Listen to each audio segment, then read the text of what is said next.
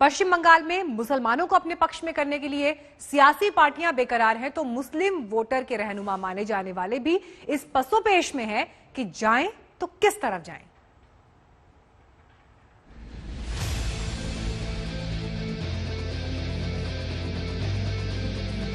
बंगाल का मुसलमान न हुआ, सत्ता का ऐसा चिराग हो गया जिस तरफ घिसकर धुआं निकाल दे उधर वोटों का अंबार लग जाए। बीजेपी से लड़ाई में जीत के लिए इसी चिराग पर तमाम बीजेपी विरोधियों की निगाहें गड़ी हैं और मुसलमान वोटर के माया जाल ने चाहने वालों को इस फुरफुरा शरीफ की दरगाह पर मत्था टेकने को मजबूर कर दिया है, क्योंकि इस दरगाह पर बंगाली मुसलमानों की बड़ी आस्था है।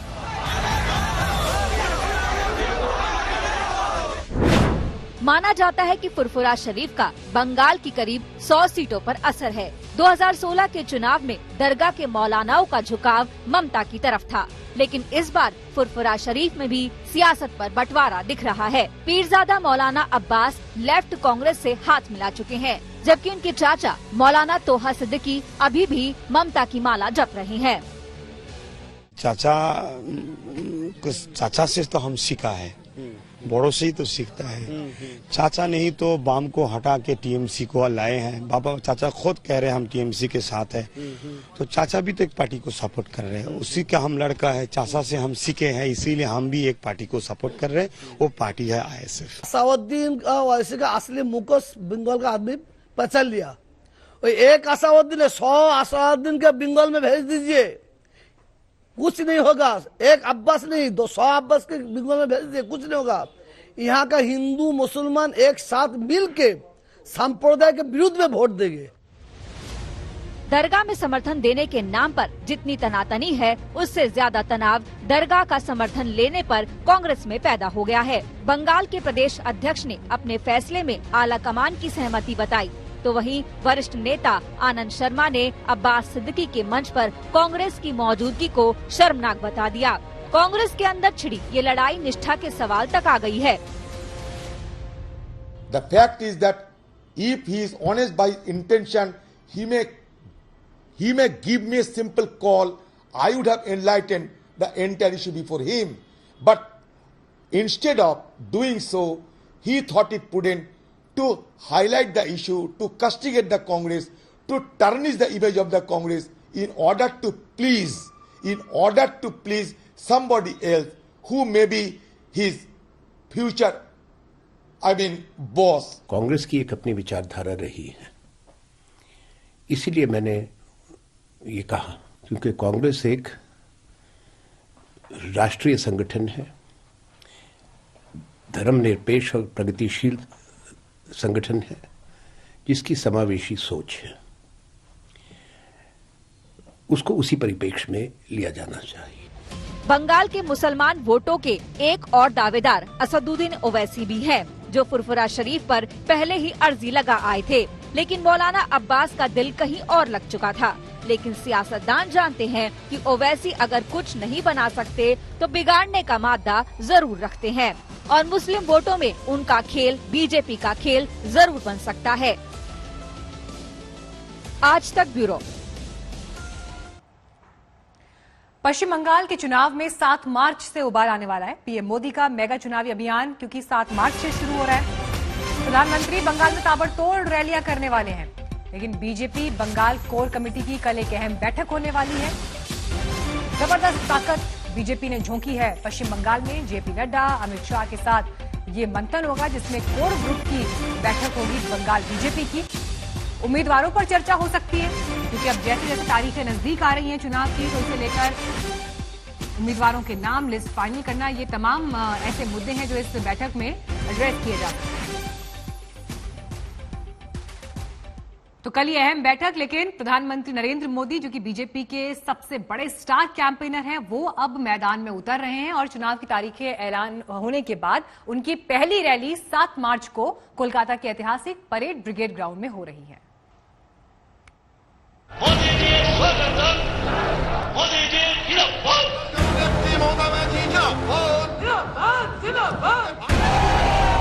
भारत माता की वंदे वंदे वंदे वंदे।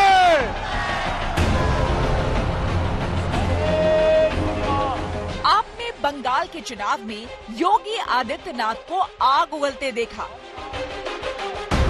आज यहाँ पर गरीबी है, आज यहाँ पर बदहाली है, आज यहाँ पर अराजकता है। आपने अमित शाह के ताबड़तोड़ जुबानी हमले देखे।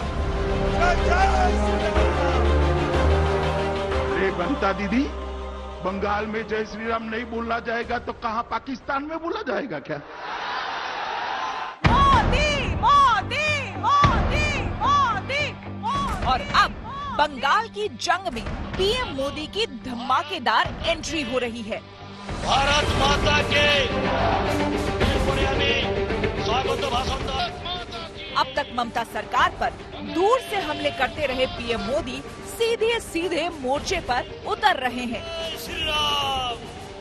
कोलकाता के ऐतिहासिक ब्रिगेड परेड ग्राउंड में पीएम मोदी के चुनावी अभियान का आगाज हो रहा है। मोदी की पहली रैली इसी मैदान में होगी और हमला कितना तीखा होगा इसकी बानगी आप देखते रहे हैं। माँ, माटी, मानुष की बात करने वाले लोग बंगाल के विकास के सामने दीवार बनकर के खड़े हो गए हैं। बंगाल का विकास तब तक संभव नहीं है जब तक यहां सिंडिकेट का राज रहेगा। तो जिस 1-to-1 की लड़ाई का इंतजार हो रहा था उसका शंखनाद हो रहा है। 7 मार्च को पीएम की पहली रैली कोलकाता के ब्रिगेड परेड ग्राउंड में होगी। पश्चिम बंगाल के चुनाव में पीएम मोदी की 20 रैलियां होनी तय है। पश्चिम बंगाल के 23 जिलों पर असर को देखते हुए पीएम के कार्यक्रम तय हुए हैं। बंगाल जीतना बीजेपी के लिए कितना जरूरी है ये अब बताने की बात नहीं रही। 3 महीने से जेपी नड्डा, 2 महीने से अमित शाह बंगाल में एड़ी चोटी का दम दिखा रहे हैं।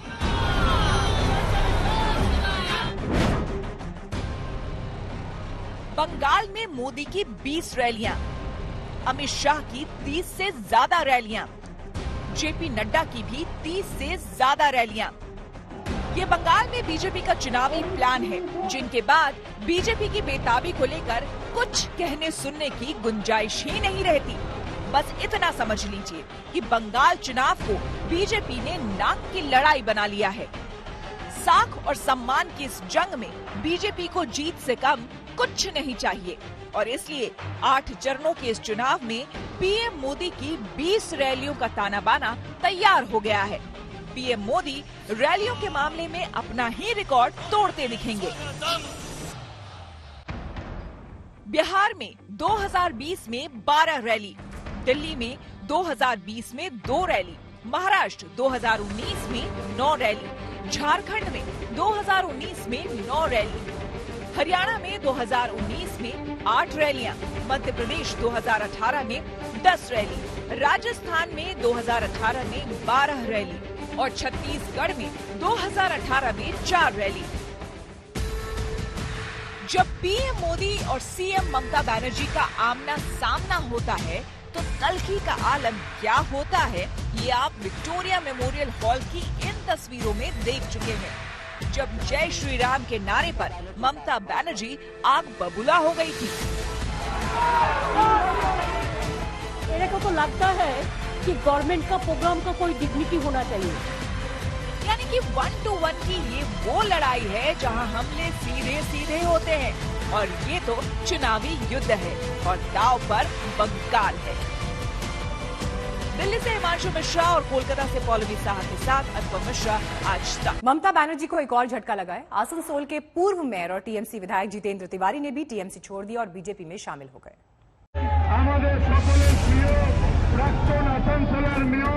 राजनीति में 24 घंटे भी बहुत लंबा वक्त होता है। नेता रात में जिस पार्टी को कोस कर सोता है, सुबह उसी के गुणगान गाने लगता है। जितेंद्र तिवारी इसकी मिसाल है, जो कब ममता के अनुशासित सिपाही से बाकी हो गए, तृणमूल कांग्रेस को भी पता नहीं चला। बंगाल की जितनी भी महिलाएं हैं, जितनी भी बेटियां हैं, जितनी भी माँ बहनें हैं, ये देखिए, ये रविवार को आज तक के दंगल कार्यक्रम का एक हिस्सा है, जिसमें जितेंद्र तिवारी बीजेपी पर हमलावर देखा जाता है। बंगाल की जितनी भी महिलाएं हैं, जितनी भी बेटियां हैं, जितनी भी माँ बहनें हैं, उन शक्तियों की शक्ति पुंज है ममता बनर्जी, और शक्ति पुंज के रूप में, महिलाओं की शक्ति पुंज के रूप में ही ममता बनर्जी को देखा जाता है। ये तो महिलाओं की सशक्तिकरण की बात करते हैं, लेकिन बंगाल जब एक महिला को मुख्यमंत्री फिर से चाहता है तो इनके पेट में दर्द हो जाता है। आप बाहर के लोग, आपको बंगाल के बारे में कुछ मालूम ही नहीं। सोमवार को भी आज तक के दंगल कार्यक्रम में जितेंद्र तिवारी तृणमूल कांग्रेस के विधायक के तौर पर पार्टी का पक्ष रखने आए और बीजेपी पर हमला बोला। आप बाहर के लोग, आपको बंगाल के बारे में कुछ मालूम ही नहीं। आपको बंगाल के बारे में, आप बाहर के लोग, इसीलिए हम आपको बाहर के लोग कहते हैं, इसीलिए हम आपको बाहर के लोग कहते हैं। आप सीधे बताइए ना, आप उस कंपनी का पता बताइए जहाँ से हम खरीदे। आप उस अरे बाहर के हो गया, आप ममता बनर्जी होंगी बांग्लादेश की याद चाहते हैं, आप कंपनी का पता बताइए। लेकिन जब आज अपने कार्यक्रम टीएमसी की ओर से जितेंद्र तिवारी को बुलाने के लिए कहा तो उन्होंने खबर दी कि वो बीजेपी में शामिल होने जा रहे हैं। मतलब जिस पार्टी को जितेंद्र तिवारी ने तृणमूल कांग्रेस का विधायक रहते हुए 5 सालों तक न जाने क्या कुछ कहा, उसे एक झटके में अपना लिया, उसके नेताओं से भाईचारा गांठ लिया। मैं बिल्कुल मैं हेवीवेट नहीं हूँ। बाबुल जी मेरे नेता हैं, सीनियर हैं, मैं उनके साथ मिलकर काम करूंगा। मैं इतना महत्वपूर्ण व्यक्ति नहीं हूँ, मैं बहुत साधारण व्यक्ति हूँ और मैं पार्टी के प्रति कृतज्ञ हूँ, बीजेपी के प्रति कृतज्ञ हूँ कि उन्होंने अपने बड़े परिवार में मुझे भी अपना सदस्य बनाया। जितेंद्र तिवारी आसनसोल के पूर्व मेयर और पंडेश्वर से तृणमूल कांग्रेस के विधायक हैं, जिनका पिछले दिनों ममता बनर्जी से मोहभंग हो गया था। उन्होंने ममता पर काम में दखलंदाजी का आरोप लगाया और बीजेपी में आने की कोशिश की, लेकिन आसनसोल से सांसद और केंद्रीय मंत्री बाबुल सुप्रियो के विरोध से ऐसा न हो सका। लेकिन लगता है चुनावी नफे नुकसान के गणित बाबुल सुप्रियो का विरोध ढह गया और जितेंद्र तिवारी बीजेपी के हो गए। कोई विरोध नहीं होता कि आप दूसरी पार्टी जिसके खिलाफ हम खड़े हुए हैं उन्हीं के लोगों को लिए जा रहे हैं। नहीं, स्वाभाविक रूप से सुख-बुगाहट होती है, मगर मेरी पार्टी डिसिप्लिन पार्टी, हम खुले मन से चर्चा करते हैं।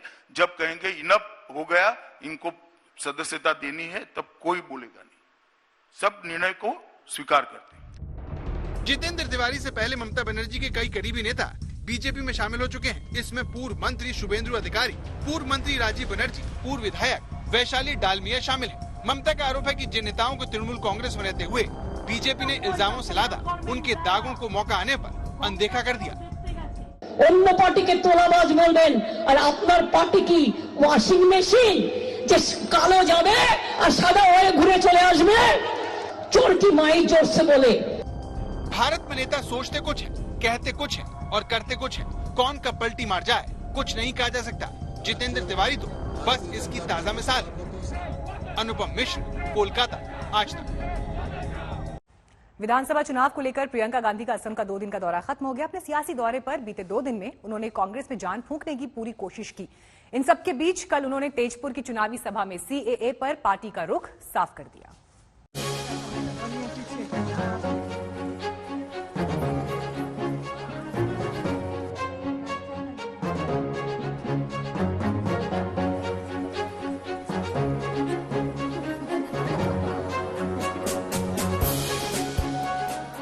कभी चाय की चुस्कियां लेना,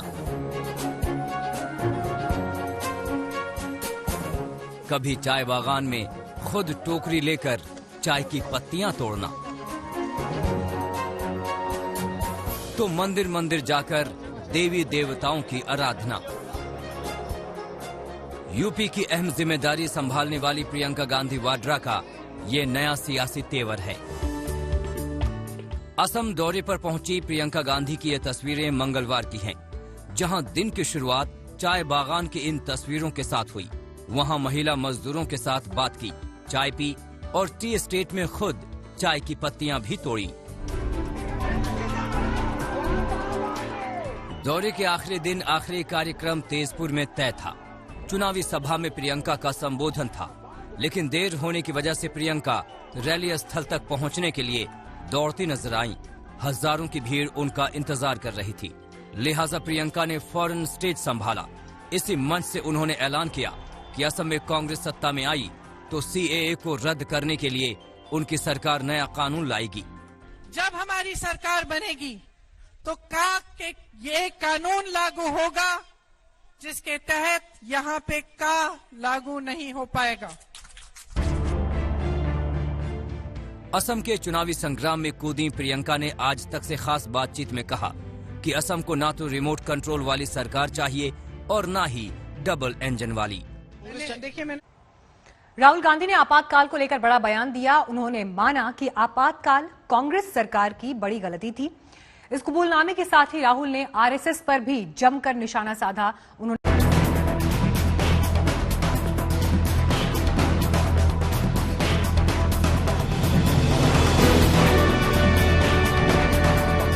I think that was a mistake. Absolutely, that was a mistake. And जो 1975 में हुआ था वो कांग्रेस की गलती थी। ये कबूलनामा है राहुल गांधी का। इमरजेंसी के 46 साल बीत चुके हैं। कांग्रेस के लिए ये मुद्दा हमेशा से चिंगारी से खेलने वाला रहा है, लेकिन राहुल ने ये मानने में देर नहीं की कि उनकी दादी इंदिरा गांधी ने 1975 में जो किया वो बड़ी भूल थी। I think that was a mistake. Absolutely, that was a mistake. And my grandmother said as much. Very different though. Yeah. And there's a fundamental difference between what happened in the emergency and it was wrong and what is happening now. The Congress party at no point attempted to capture India's institutional framework. And frankly, the Congress party doesn't even have that capability. Our design doesn't allow us that. Even if we want to do it, we can't do it. आपातकाल पर राहुल का ये बयान उस वक्त आया जब New York के कॉर्नेल यूनिवर्सिटी के प्रोफेसर कौशिक बसु ने उनसे इमरजेंसी पर उनकी राय जाननी चाहिए। इंदिरा के शासन में 1975 से 1977 तक जो कुछ हुआ उस पर कांग्रेस हमेशा बैकफुट पर रही है। इमरजेंसी की याद दिलाकर बीजेपी और अन्य विरोधियों ने बार बार कांग्रेस को हकीकत का आईना दिखाया है। 25 जून की वो रात देश की आत्मा को कुचल दिया गया था। भारत में लोकतंत्र संविधान के पन्नों से पैदा नहीं हुआ है। भारत में लोकतंत्र सदियों से हमारी आत्मा है। इस आत्मा को कुचल दिया गया था। भारतीय राजनीति में आपातकाल का काला अध्याय चुनावी चैप्टर में दर्ज हो चुका है। अपने वर्चुअल सेमिनार में प्रोफेसर कौशिक बसु ने इस मुद्दे पर राहुल की राय मांग ली। राहुल ने इसे कांग्रेस की गलती मानते हुए इमरजेंसी के दौर की तुलना वर्तमान दौर से की और आरएसएस पर आरोपों की झड़ी लगा दी। The RSS is doing something fundamentally different. They are actually filling the institutions with their people. So look, even if we defeat the BJP in an election, we are not going to get rid of their people in the institutional structure. Rahul Gandhi ने कांग्रेस के अंदर जारी घमासान को लेकर भी बेबाकी से अपनी राय रखी। उन्होंने कहा कि वो हमेशा से पार्टी के अंदर लोकतंत्र के हिमायती रहे हैं, जिससे कई नेता उनकी आलोचना कर चुके हैं। I'm the person who pushed elections in the youth organizations, pushed elections in the student organizations, got serious beating in the press for that. I was literally crucified for doing elections, right? I was attacked by my own party people. So I'm the first person that says, look, democratic elections within parties absolutely critical. Congress में चुनाव को लेकर राहुल के बयान पर BJP अब चुटकी ले रही है। आज देश में सब लोग कंफ्यूज हैं कि कांग्रेस की आइडियोलॉजी क्या है, क्या करना चाहती है और किस दिशा में वह सोचती है। देश को तो छोड़िए, पार्टी को कहां ले जाना चाहती है। इमरजेंसी पर राहुल गांधी के ताजा बयान ने फिर से सियासत को हवा दे दी है। आज तक ब्यूरो। खबर लखनऊ से, जहां पर एक नाटकीय वारदात हुई। कुछ लोगों को फंसाने के लिए एक युवक ने अपने साले से खुद पर गोली चलवा ली। वो युवक कोई और नहीं है बल्कि मोहनलालगंज के बीजेपी सांसद कौशल किशोर का बेटा है। सांसद के बेटे और साले से पूछताछ जारी है। एक गोलीकांड जिसने सुबह सुबह यूपी में मचा दिया हड़कंप। एक गोलीकांड जिससे सकते में आ गया लखनऊ शहर। लेकिन 7 घंटे के भीतर गोलीकांड में आया है हैरतअंगेज मोड़। बीजेपी सांसद के बेटे ने अपने साले से खुद चलवाई थी गोली।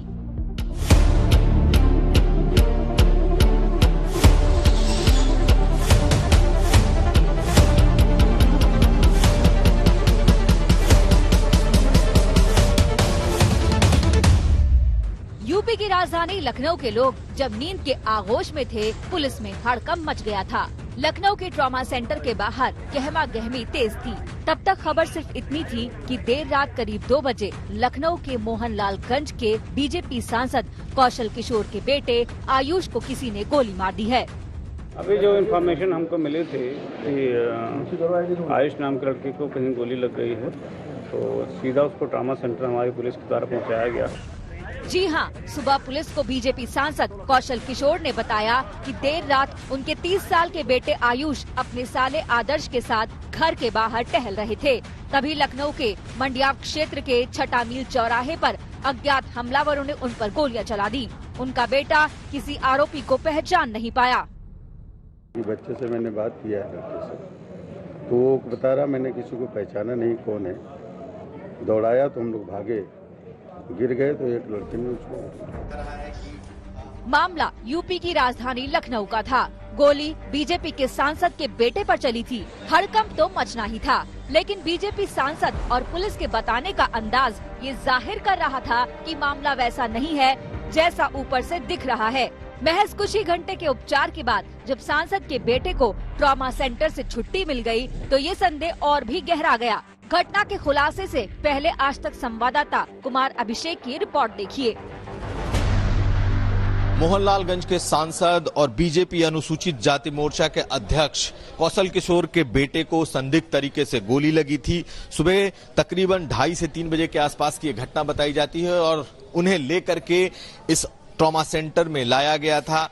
अब उन्हें इस ट्रॉमा सेंटर से ले जाया जा चुका है। बताया ये जा रहा है कि अपराधियों ने उन्हें गोली मारी थी, लेकिन अभी तक ये मामला पूरी तरीके से संदिग्ध है, क्योंकि कोई भी एफआईआर, कोई भी तहरीर सांसद की तरफ से नहीं दी गई। आखिर क्या वजह है कि गोली लगने के बाद भी कोई तहरीर, कोई सांसद, कोई एफआईआर नहीं दी गई।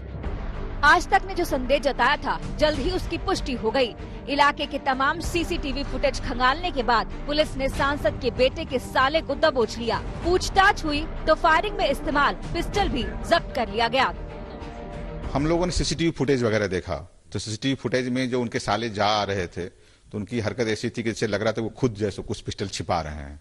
और फिर जब ने उनकी घर की तलाशी ली, वो पिस्टल बरामद हो गया और पिस्टल सूंघ के हम लोगों ने देखा पिस्टल से हाल में ही गोली चलाई गई है, तो कहानी क्लियर होने लगी।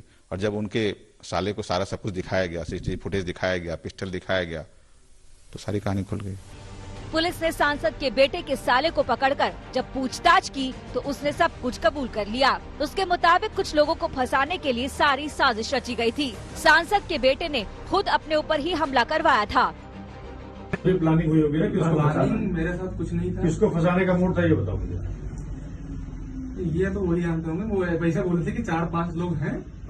कौन लोग हैं वो? बता दो, नाम बता दो। उसमें संदिग्ध में कोई भी आ सकते हैं। कोई भी अब जो मेरे नॉलेज में वो बता रहा हूँ। बताओ किसको फंसाने का मूड मुझे। जैसे चंदन गुप्ता हो गए और मनीष जायसवाल। पुलिस के मुताबिक सांसद के बेटे ने अपने साले को पूरी प्लानिंग बताई तो उसने इसमें शामिल होने से साफ इनकार कर दिया, लेकिन बरगलाकर आयुष ने अपने साले को इसके लिए तैयार कर लिया। बेटे के घर से ही बरामद हो गई और फिर जब सारी सबूतों को लेकर के सांसद जी के बेटे के साले से हमारी पुलिस टीम ने गहराई से पूछताछ की तो उसने कबूल किया पुलिस के सामने कि सांसद जी के बेटे के कहने पर ही उसने उन पर गोली चलाई थी। इनका ये भी कहना है कि सांसद जी के बेटे ने कहा कि गोली चलाओ हम पर, जिसने मना भी किया, इनकार भी किया, फंसने की बात भी कही, खतरे की बात भी कही, तो सांसद जी के बेटे ने कहा कि मैं सब मैनेज कर लूंगा, तुम परेशान मत हो। ये कबूलनामा सांसद के बेटे के साले का है। पुलिस इसे 100% सही मानकर नहीं चल रही। सांसद के बेटे के बयान से इसका मिलान किया जाएगा और फिर उसी राह पर जांच आगे बढ़ेगी, क्योंकि इस सवाल का जवाब आना अभी बाकी है कि कुछ लोगों को क्यों फंसाना चाहता था आयुष। लखनऊ से शिवेंद्र श्रीवास्तव और कुमार अभिषेक के साथ आज तक ब्यूरो। लखनऊ की ये वारदात किसी फैमिली ड्रामे से कम नहीं। सांसद के बेटे ने अपने पिता की मर्जी के खिलाफ शादी की थी। शादी के बाद वो अपने पिता के साथ नहीं रहता था। यही वजह है कि जब वारदात का खुलासा हुआ तो बीजेपी सांसद खुद हैरान रह गए। उन्होंने पुलिस से कोई लिखित शिकायत दर्ज नहीं कराई।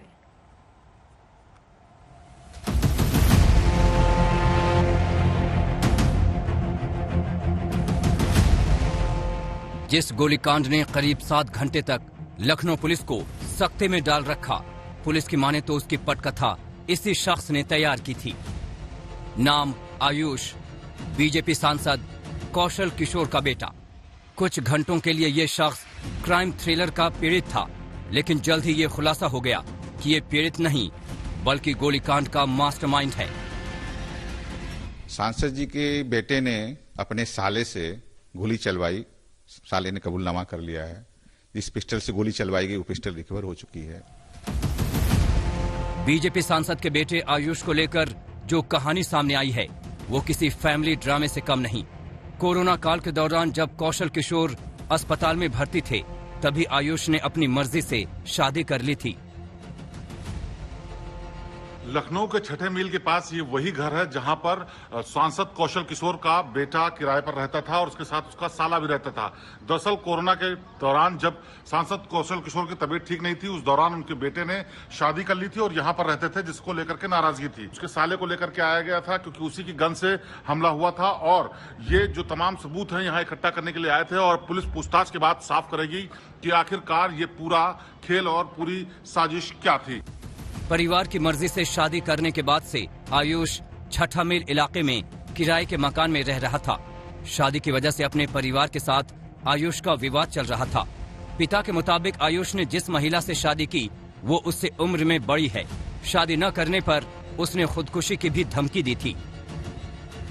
अपनी मर्जी से शादी की थी और हमने कहा शादी अगर लव मैरिज भी करनी है तो 2-3 साल रुक जाओ। मेरे एक बेटे की शादी और है, वो हो जाएगी तो तुम्हारी भी कर देंगे। मगर वो मानने के लिए तैयार नहीं था। तो मैंने कहा जा करके कर लो, कोई परिवार का व्यक्ति शामिल नहीं होगा इसमें। और आप शादी कर लोगे तो आप अलग जा करके रहो, फिर आपसे और आपकी ससुराल के किसी लोगों से हमारा कोई संबंध नहीं रहेगा परिवार का। तो हमारे परिवार के किसी व्यक्ति से, उनके ससुराल वालों से कोई संबंध नहीं था। आयुष जरूर कभी कभार आता जाता था और बात भी करता था फोन से, लेकिन अलग रहता था। और इसके लिए मैंने खुद बोला था कि आपको अलग ही रहना पड़ेगा। आप अपनी मर्जी से शादी कर रहे हो और जिससे शादी कर रहे हो वो आपसे उम्र में बड़ी है और हमारे एक बेटे की अभी शादी नहीं हुई है, तो हम ऐसे कैसे कर लेंगे। कोई अरेंज मैरिज होती तो ठीक था। सवाल उठता है कि क्या अब पुलिस बीजेपी सांसद के बेटे को पकड़ेगी, क्योंकि पुलिस जिस तरह से बात कर रही है उससे लगता है कि उन्हें कोई जल्दी नहीं है। सांसद जी के बेटे स्वयं भी अस्पताल से डिस्चार्ज होकर कहीं और चले गए हैं, अपने घर नहीं है। उनके घर पर उनकी पत्नी है, उनसे भी हम लोग की पूछताछ हो रही है, बात हो रही है। तो उसके पीछे क्या वजह है वो बेहतर जानते होंगे, लेकिन हमारी जो तहकीकात है वो जारी रहेगी और हम चाहेंगे कि सांसद जी के बेटे जब स्वस्थ होकर हमारे सामने आए तो हम उनसे जानना चाहेंगे कि उन्होंने ऐसी घटना क्यों करवाई। पूरी कहानी नाटकीय उतार चढ़ाव से भरी हुई है और इतना साफ है कि इस कहानी में अभी और खुलासा होना बाकी है। कुमार अभिषेक के साथ श्रीवेंद्र श्रीवास्तव, लखनऊ आज तक। और अब बात हाथरस कांड की। वारदात के 2 दिन बाद भी हत्या का आरोपी गौरव शर्मा पुलिस की गिरफ्त से बाहर है। गौरव पर पुलिस ने 1 लाख रुपए का इनाम घोषित कर दिया। बाकी 2 अन्य अभियुक्तों पर 25-25 हजार का इनाम रखा गया है। आरोपी की गिरफ्तारी न होने से पीड़ित परिवार खौफ में है। प्लीज उसका एनकाउंटर करो, उसे ढूंढ के उसे मारो, प्लीज सबको मारो, सबका एनकाउंटर करो प्लीज। फुल डर है, मेरी मम्मी डर करके पागल हो रही है, मैं डर रही हूँ, कुछ भी हो सकता है।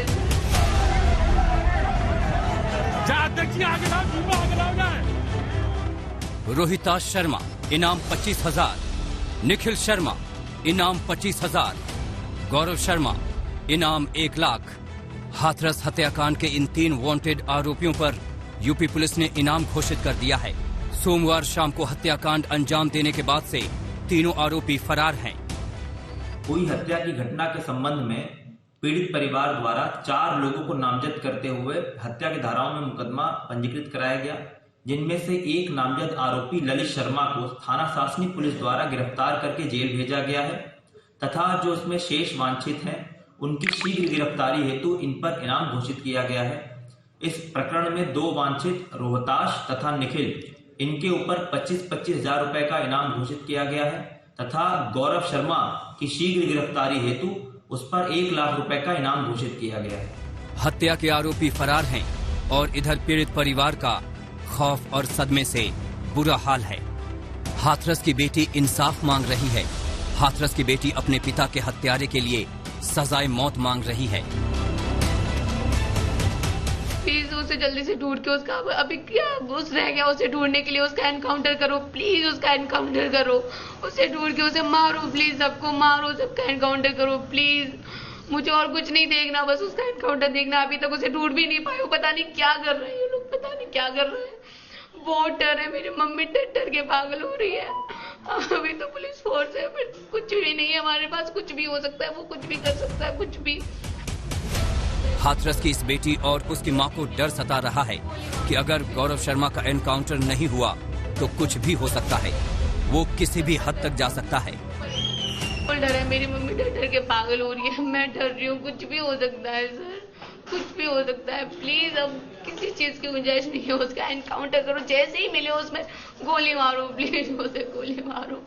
मुझे बस वो मरा हुआ चाहिए, मुझे जब तक डर खत्म नहीं होगा तो वो मरेगा नहीं, तब तक डर खत्म नहीं होगा। मुझे वो चाहिए मरा हुआ, बस मुझे वो मरा हुआ चाहिए।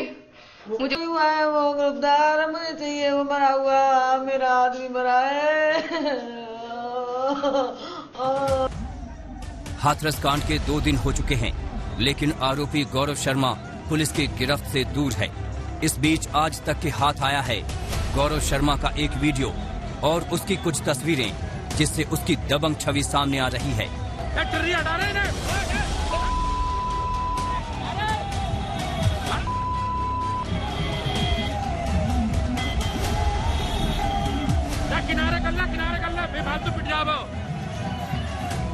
ये वीडियो है हाथरस की बेटी के गुनहगार गौरव शर्मा का। 18 जनवरी का ये वीडियो समाजवादी पार्टी के रोड शो का है। गाड़ी से लटका गौरव शर्मा वीडियो बना रहा है, मूंछ पर ताव दे रहा है, अपने समर्थकों पर धौंस जमा रहा है। आगे लाओ, जीपा आगे लाओ जाए, ये पीछे वाली जीपा आगे करवाओ जाए, दोनों जीप आगे रखो, दोनों जीप। यही नहीं, सरेआम जमकर गालियां भी बक रहा है। हटा रहे हैं।